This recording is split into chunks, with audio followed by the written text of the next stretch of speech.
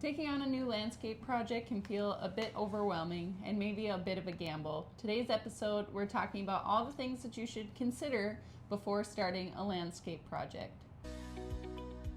Welcome to the Garden Gamble, where we're planting hope, taking chances, and growing memories for every season. I'm Kade Klasen, owner of Klasen's Greenhouse in northern Minnesota. This podcast is for anyone who's ever stood in the garden, greenhouse, or backyard wondering if they're doing it right. Here we talk real-life gardening, the wins, the mistakes, and everything we learn along the way. Whether you're new to plants or have dirt permanently under your nails, you're in the right place. Let's take the gamble and grow together. Hey everyone, welcome to another episode of the Garden Gamble, and today is a little bit special. We've got Kade on the podcast again today. Hi.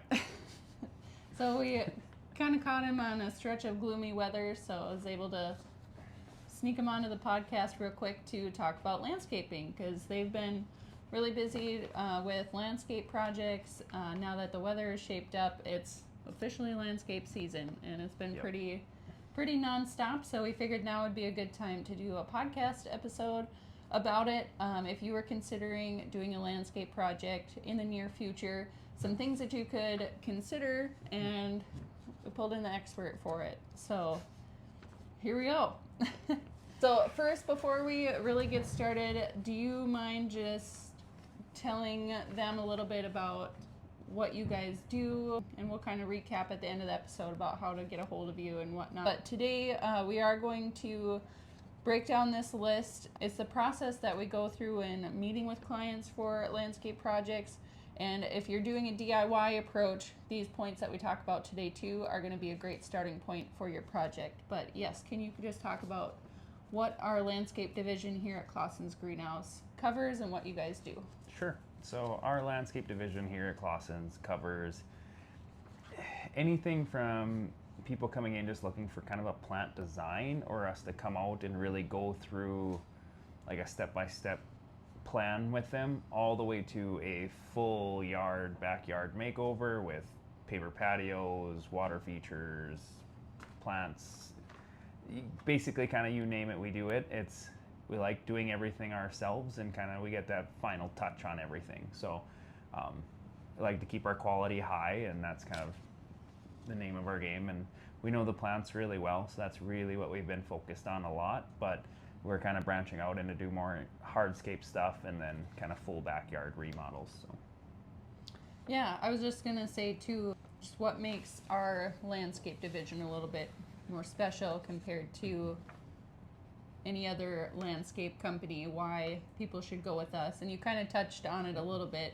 It's because we have that plant background and that plant knowledge, so we know what that landscape is going to look like in years to come, and put a lot of thought behind the landscape designs and whatnot too.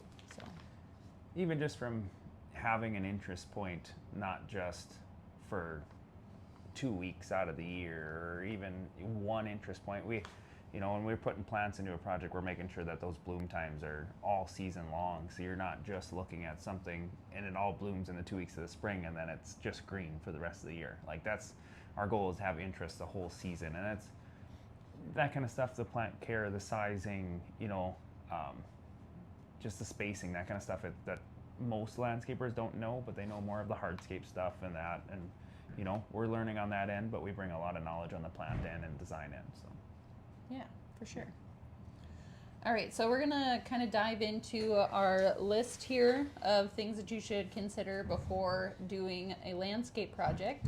And like I said in the beginning of this episode too, list is gonna be helpful for whether you're trying to do your own landscape project, but it also kind of breaks down what Kade goes over with customers at the start of a project too, when they're trying to get a feel for it. So first thing that we feel that you should consider is how you want to use the space. Is it just for curb appeal? Are you wanting it for like entertaining around a patio?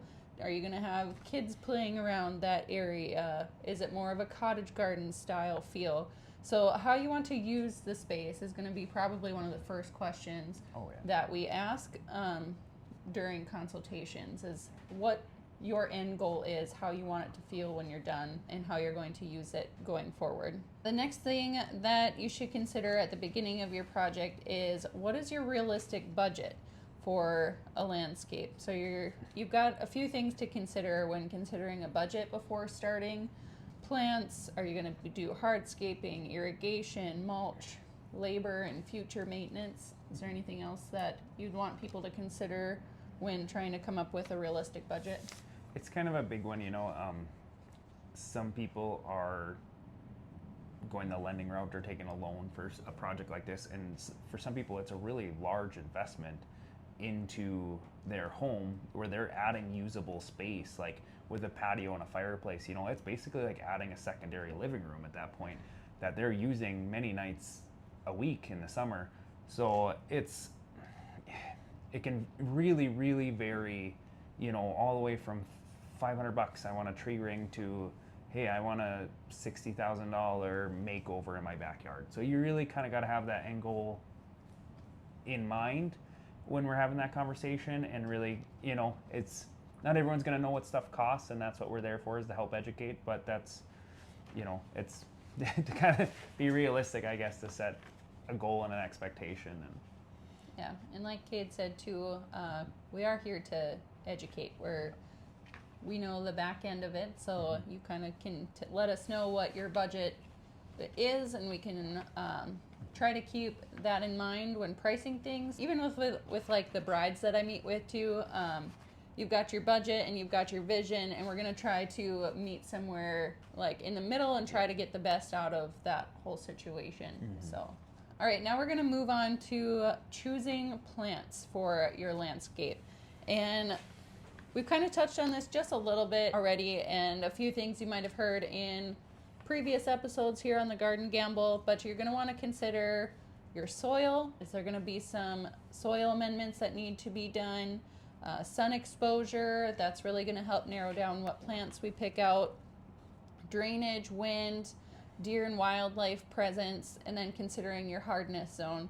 And if you're wondering, like, if all those things that I said are kind of over your head, maybe DIY is maybe going to be a little bit more of a challenge, but these are all the things that we consider when we're picking out plants and doing and designing a plant plan for landscape clients here. Those are all things that you kind of have to keep in mind when choosing plants. The next thing that we need to keep in mind, and we did touch on this a little bit earlier, but keeping that mature plant size in mind, because we do want you to be happy with it not only today but 5-10 years down the road. So considering what that mature plant is going to look like in that space is very important, and I feel like that is one of the things that we see most often is people removing plants out of a landscape that they did a number of years ago because the plants that they picked just overtook that space. So, and when you're trying to get the best bang for your buck, you're putting in smaller plants right away, like 1 gallon perennials or even 4-pack perennials from us that, they're kind of underwhelming when you first put them in your landscape, but in 2 to 3 years, when those plants are mature, getting to be bigger in size, then they're really showing you what it should look like. And it's hard to always envision that as somebody that doesn't see the plants through the whole process, but it's kind of one of those trust an expert things, or read those plant tags that are going to show you that sizing. That'll help you out a lot. See, it's not just me that says read the plant labels. Kate does too. But yeah, and like you said, sometimes it can kind of feel underwhelming right away, but one thing that I suggest to people too is to fill in with annuals in the meantime.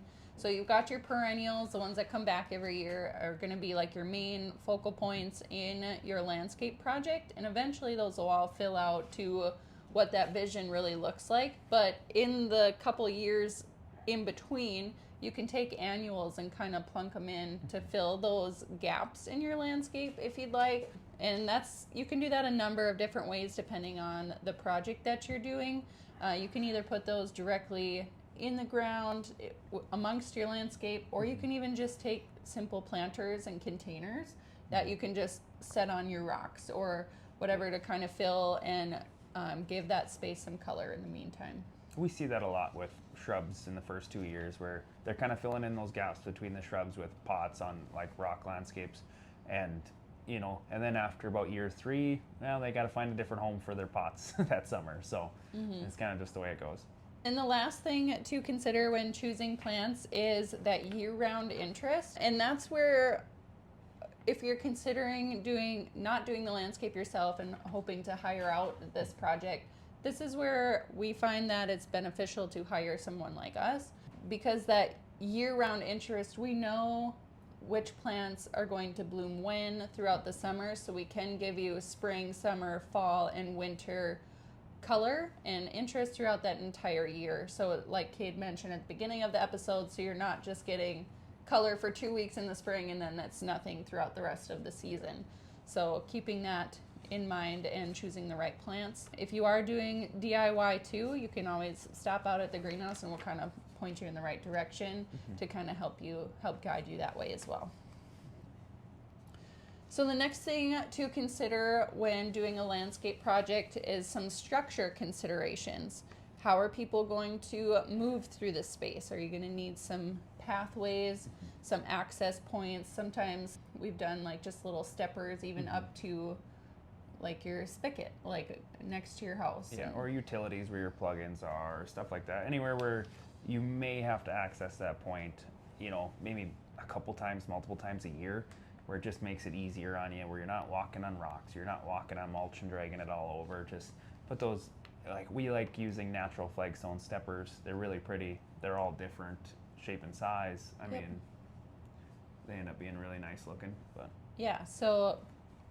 just kind of considering how people are going to move throughout that space. The next part of it is, do you need some privacy or some screening? Either maybe you want like a privacy hedge like against your property line. We've also put in some like larger perennials and shrubs to cover up like AC units and like that stuff that's not as visually appealing, but like propane tanks. Yeah, propane tanks, but kind of keeping in mind too, like we mentioned before, the full growth of that plant too, where you don't want to mess up some of those structures and stuff too, but maybe hiding it a little bit so it gives you a little bit more curb appeal. Some other structure considerations is, what existing features can you work with? Are there any mature trees, patios, or existing retaining walls?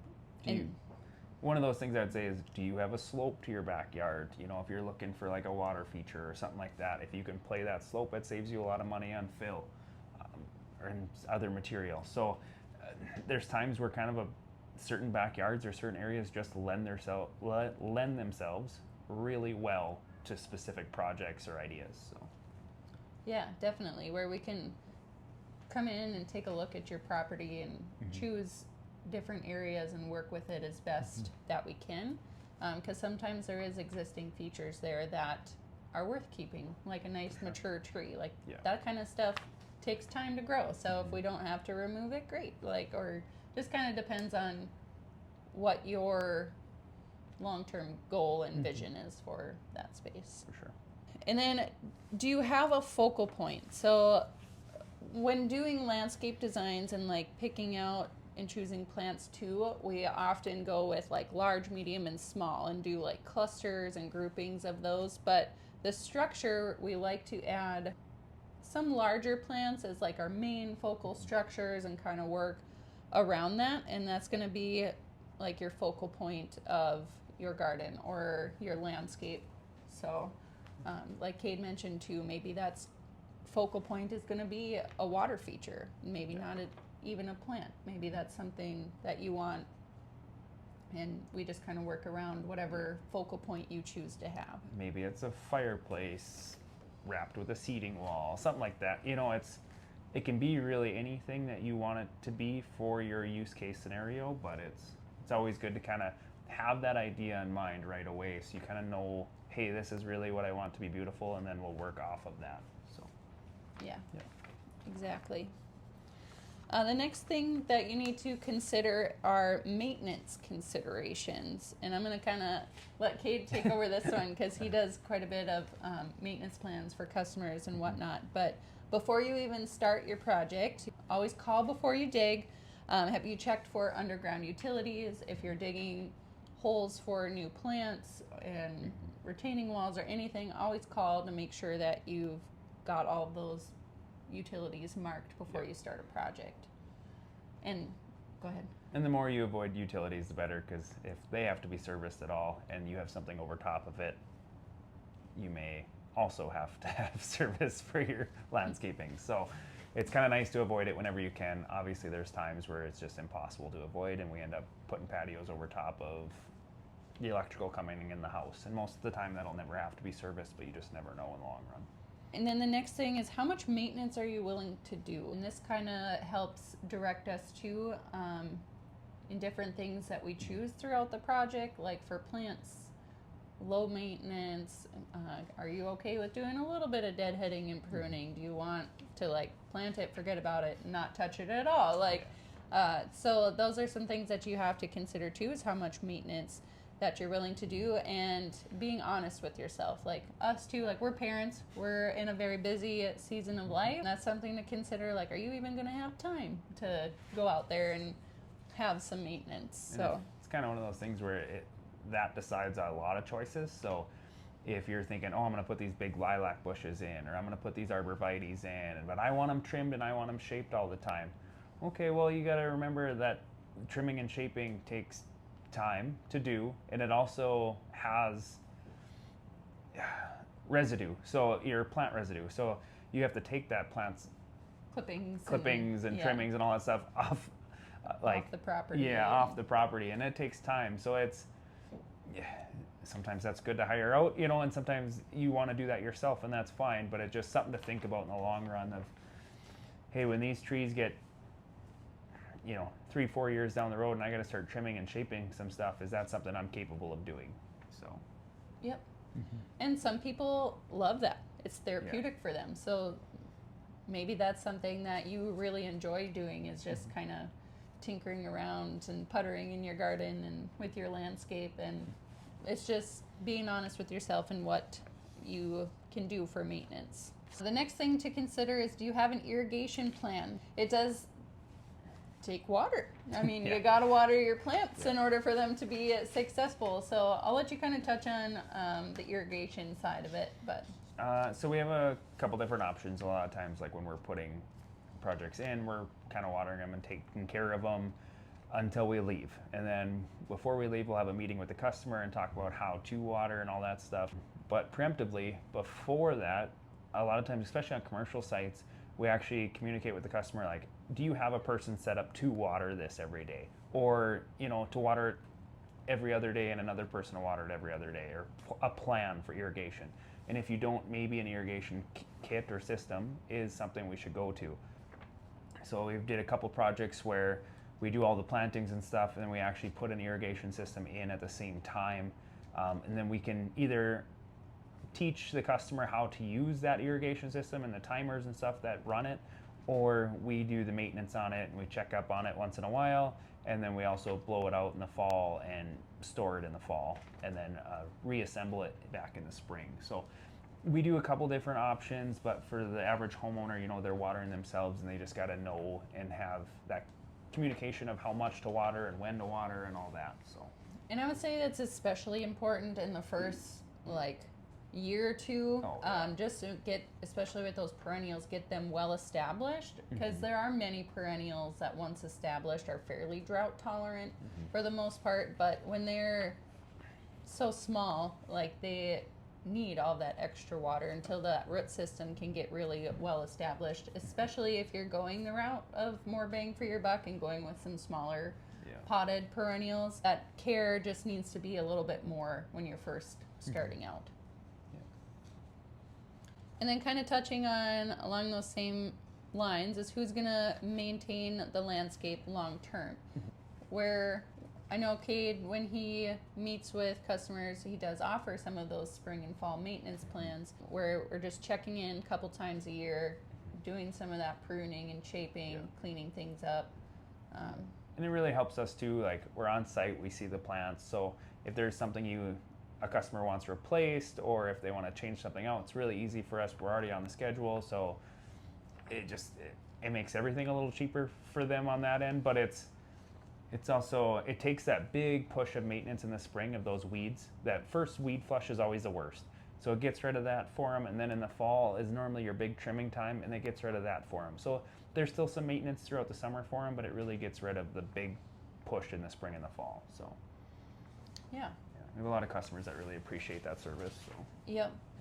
And yeah, the maintenance is going to kind of change throughout the years too. Yeah. Like you might not have to do any like shaping and trimming of some of those arborvitaes and stuff for a while, but then it'll be pretty regular a couple years down the road. Some of those we don't shape for 4 or 5 years, and then once they're getting kind of to that max height where we want them, as they're kind of framing the house, or if they're on the middle of a home but we don't want them encroaching on the windows, then we're shaping those once or twice a year even. So keeping that long-term maintenance in mind as well. Last thing to consider maintenance-wise, are you going to do this project, or are you going to phase the project, or are you going to do it all at once? So breaking projects into stages can sometimes make them a little bit more manageable, both financially and physically. It's some physical work. So especially if you're DIYing it, are you going to do a little bit at a time, or are you going to do the project all at once? And what is going to be realistic for your schedule and your pocketbook, really? For sure. How would you, along that same line there, doing a project all at once, do you have any tips, I guess you could say, for phasing, or what you would suggest?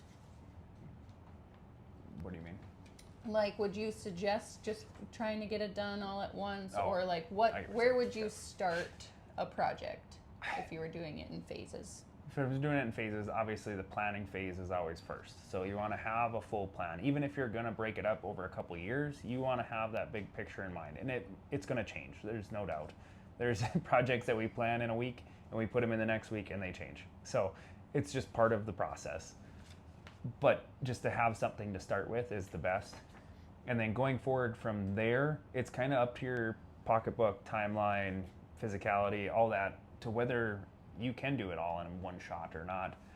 There's a lot of projects where we'll do a front yard one year, we'll do a side yard the next year, and we'll do the back the year after. It's just breaking up that cost is a lot of it. And then it's also time. Some people don't want their whole yard basically dug up or whatever. If they're doing a walkway or a patio, they don't want that dug up for a month if it's a huge project. So a lot of times we're doing that. We'll break that up from the backyard to the side yard at least. So it's only part of the project is kind of tore up at once. But And then just some final considerations as we kind of wrap up here do you have realistic expectations? And this was from our very first episode here on the Garden Gamble, is why most gardeners fail, and that's from unrealistic expectations. So if you're like, I'm gonna do this huge landscape project, you buy all the plants, and then you get 2 or 3 plants in, and you're like, whoa, okay, maybe this was a bit off, a little more than I can chew here. So, and landscapes do change and evolve over time too. So one thing to consider too with those expectations is it's going to take a little bit. It's going to take a while, where we kind of touched on this a little bit, but it might feel a little underwhelming right away. And you see all of these designs and grand landscapes on social media and websites, and that expectation of having it look that lush and full, on year one, maybe it just isn't a realistic expectation. You just got to have that patience, and it can change over time too, and fill out, and you can add more, and And a lot of times if you want that big full look, it can be done, but it costs, you'll go from a 1 gallon plant to a 5 gallon plant, and you'll also quadruple the cost. And then the last thing to consider is, have you considered resale value, on your home? Is that curb appeal? If that's your goal, is curb appeal too, or if hey, in a couple of years I'm going to be moving, I want my house to have better resale value. Thoughtful landscaping can definitely add a lot of value to your home as well. So, any other final considerations that you can think of, or? No. Whenever you're adding, these projects to your yard or to your home, they are an investment and they do have value. And I mean, there's something to be said about walking into a backyard that is professionally done and maintained. And I mean, there's a lot of beauty there that adds value, but if that's something you're considering on the investment side of things, or just because you personally really want that look, I mean, it's kind of, it's really just up to the customer. Yeah. One of the first questions we ask the customer is what their end goal and end vision is, so we can kind of focus in on that and realize what they want as a end product. So. Yeah. So if they are interested in us doing a landscape project, and rather than going the DIY route, where should they start? Where can they find us? So if you go to klasensgreenhouse.com, under the landscaping tab, there will be a landscape inquiry form.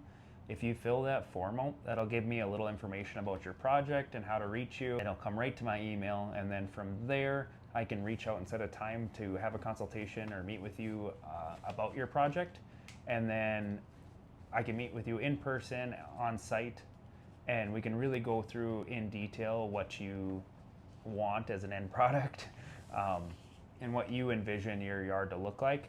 And then from there, we come back and we do a quote of that project, and we try to be real accurate with our quotes. So that's, we go into a lot of detail in our quotes and make sure they are as close as we can. So when it comes down to that, doing that final install and stuff like that, our prices aren't moving or changing unless there's no one stuff likes added. Surprises. Yeah, no one likes surprises. So yeah, so klasensgreenhouse.com, under the landscaping tab is where you can find that.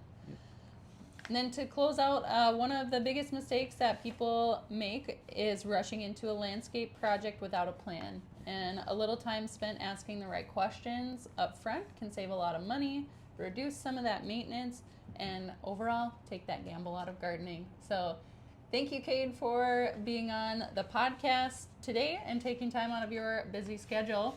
I really appreciate it. thank you for having me. Anytime. But yeah, tune in next week for another episode of the Garden Gamble podcast. Take care. Thanks for joining me on the Garden Gamble. If you love this episode, be sure to subscribe and share it with a fellow plant lover. Gardening isn't a gamble when you have the right guidance, and you don't have to figure it out alone. Until next time, take care.